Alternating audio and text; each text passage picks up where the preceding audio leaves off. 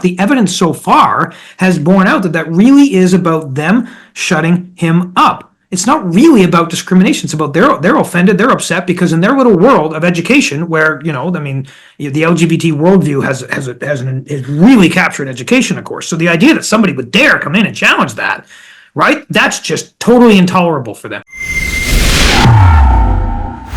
Well, it's been 7 years in the making, a freedom of speech case like no other. That is the BC Teachers Federation and the Chilliwack Teachers Association versus Barry Neufeld, a former Chilliwack school trustee who's known for fearlessly speaking out against gender ideology in schools, as well as the province's sexual orientation gender identity program, SOGI 123, which, among other things, has paved the way for sexually explicit books to be normalized in schools. The hearing is taking place in the BC Rights Tribunal right now. And joining me today is his counsel, James Kitchen, so that you and I can talk through some of the first days of the proceedings, which are expected to end on December 6th. Now, it's been quite an eventful hearing so far, but not everybody, myself included. I've heard another lawyer, we weren't able to get in. There was this rule that many were blindsided by, that you had to pre-register, give your personal information a week in advance. Now, I put a little article out about this already, but let everybody know what your thoughts are on that and what you believe is happening now to people who want to join. Sure. So, presumptively, the open court principle, and just briefly, that's protected by Section 2B of the Charter, free expression, right? We should be able to have an open and free democratic society, so we go into our courts, okay? So that means that you should have access to every hearing that's open to the public. And the only way there couldn't be a hearing open to the public is if somebody asks the court, and there's a really, really good reason, and the court grants that, okay? So in this case, we have a partial publication ban because we're not allowed to talk about the names of the teachers, but not a full one. The hearing is supposed to be accessible. Well, the tribunal has this rule that is quite obviously unlawful, that you're supposed to apply to go to a hearing a week in advance, right? No court in the country would ever have a rule like that. It would never be upheld. It would be challenged by the media all the time and would be struck down. But the tribunal has this rule. Now, interestingly, I told the tribunal, I said, that rule is unlawful. You're going to have to change it. I never expected the tribunal was going to change it, but they did. They broke their own rule after I protested, and they started letting people in. Now, unfortunately, what they did is they decided, well, anytime we get a hearing request, we're not going to approve it until the next day, which is part of the reason why you didn't get in right away. So a number of people, very few people were there on Monday because a lot of the requests came in over the weekend. But a large number of people were admitted for Tuesday, which was great. I think we had about maybe 15 people yesterday. We had some more today, maybe upwards of 18 or 20 today in total, because a number of people put in their request yesterday. So I'm annoyed that the tribunal has gone to such effort to keep people out, but I'm also pleased that they've even gone to the lengths of breaking their own rule to let some people in. So we now have a significant number of the public that are listening to it. It's too bad they can't see it. They should be able to. In a real court you would, but they can listen, and I'm very pleased about that. The teachers and the teachers unions are just really, really upset, and I'm using the word upset because that's the word they've used, and they haven't come up with much more than that. Upset that a trustee would dare say all these things that they disapprove of. That's what it ultimately really comes down to. We've heard from 3 witnesses so far who haven't been able to give hardly any actual evidence, actual meat on the bone as to how this is so discriminatory, as to how it excludes them, as to how it destroys their identity.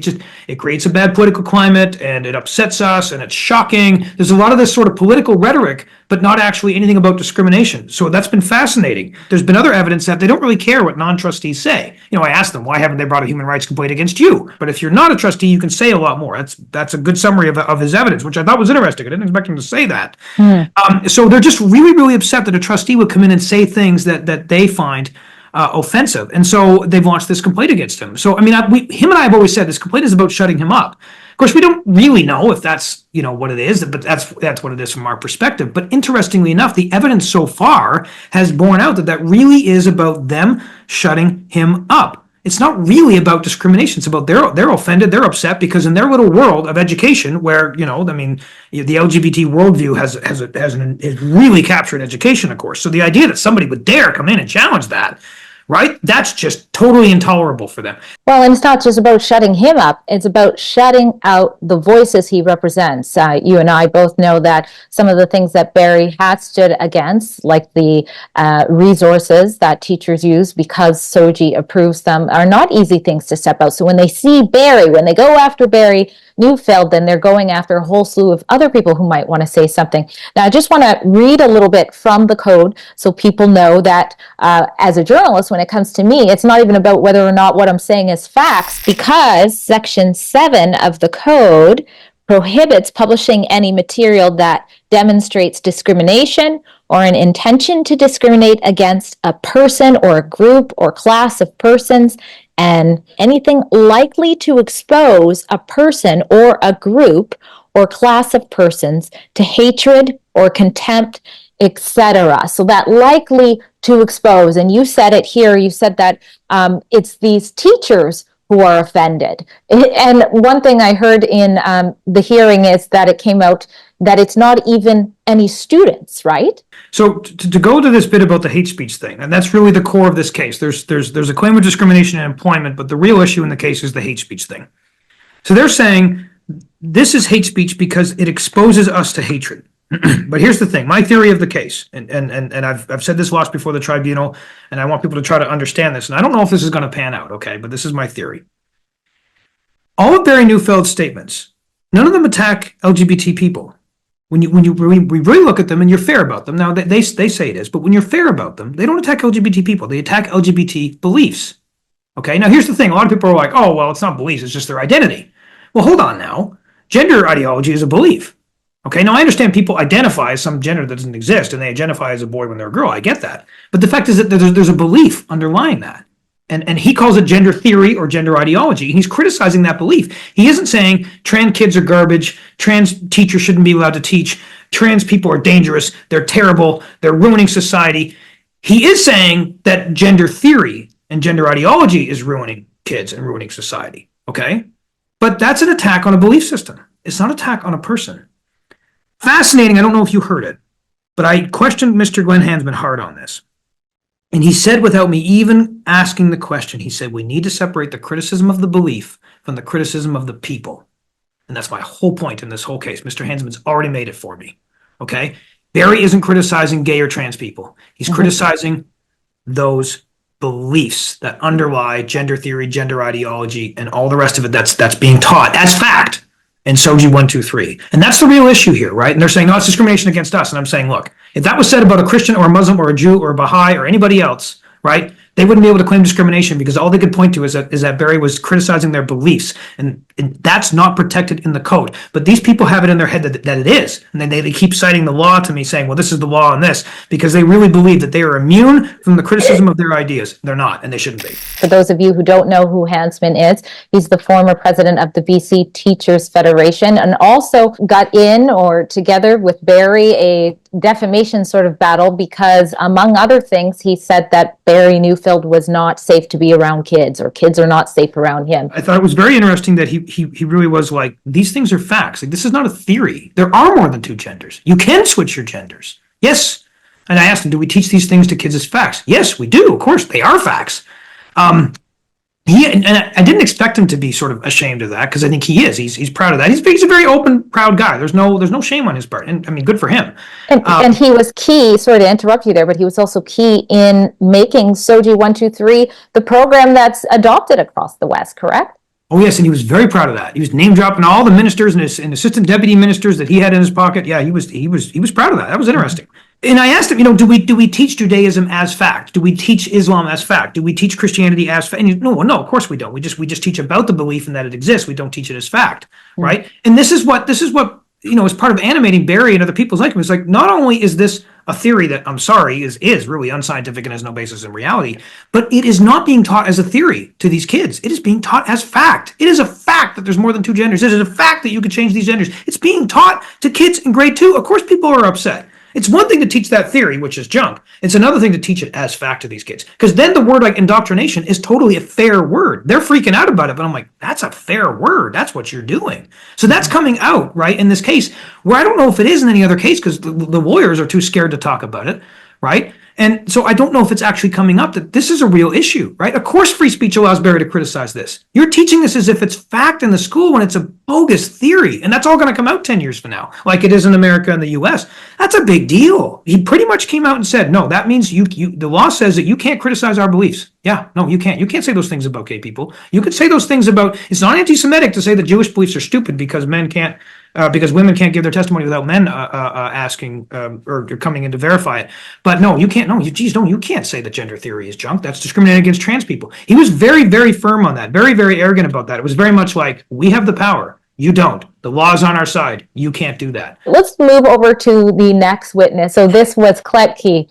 And you mentioned earlier that the witnesses so far are just talking about their own feelings. And again, it's not the kids. And I know Kletke was using that word shocked. We were shocked. So he was talking about some of the things that Mr. Neufeld said that I didn't find that shocking, but apparently they did. One of the things was a reference that Mr. Neufeld made that sort of related this whole blocking out of parents from the school system to something similar to the residential school system. Did you want to go through that? Yes, that was fascinating. They were really upset about that, but had very little actually to say about it, which is really telling and really exemplary of what this whole thing is about.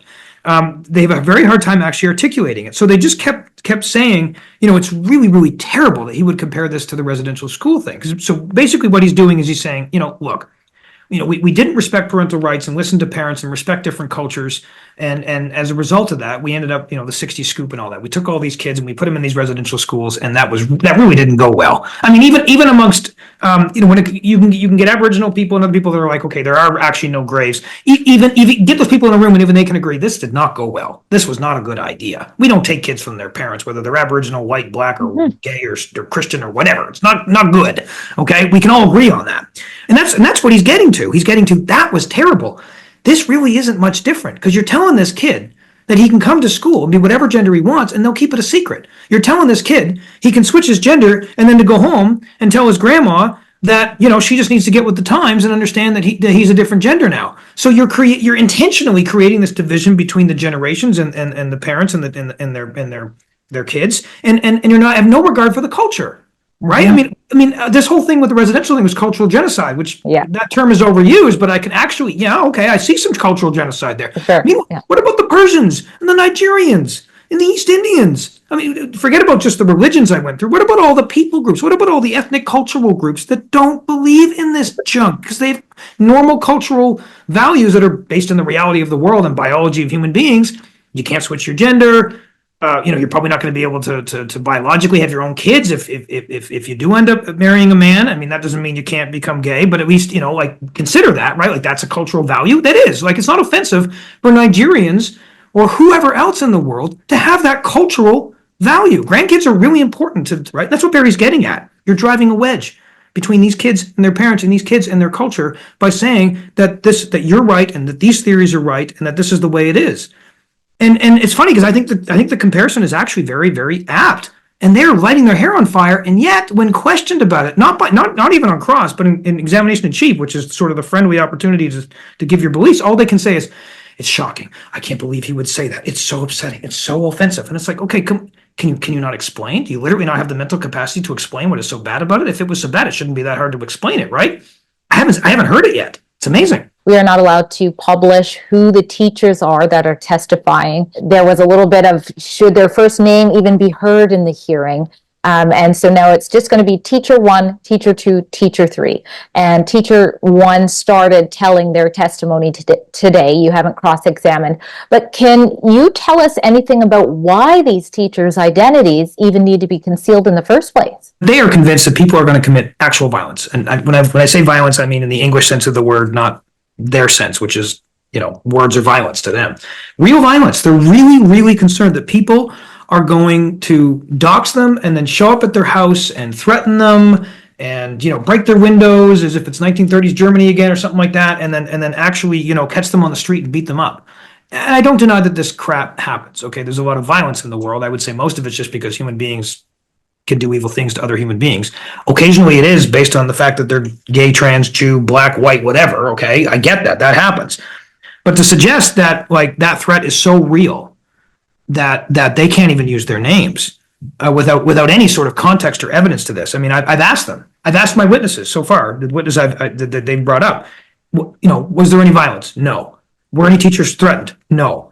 I've asked the questions, and no evidence so far yet. There aren't any of Barry's supporters doing that. It's just not happening. It's not a thing anymore, right? But they have convinced themselves that they are. This poor woman today was so scared.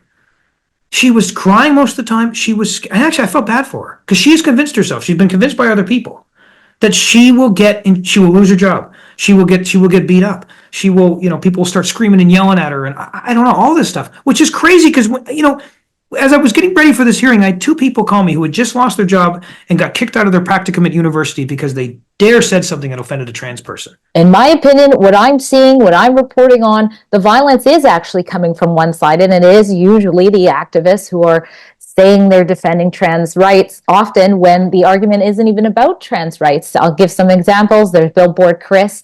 Many know who that is. He walks around with the most peaceful way you can protest or demonstrate. He wears signs on his own person, and for that, you'll see a slew of images of assaults that he's had on the screen right now. I myself, as a journalist who's just gone and tried to ask questions, have been assaulted, swarmed. I've seen other people at the exact same protest. Up to 7 assaults happen while police did absolutely nothing.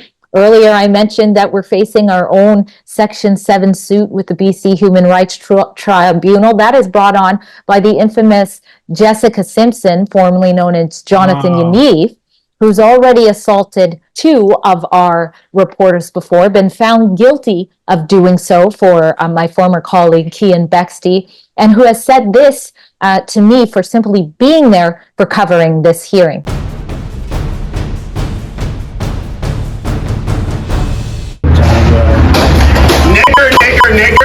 Nigger, fuck you. I have a picture of your kid on here, by the way. You want to see? You like that?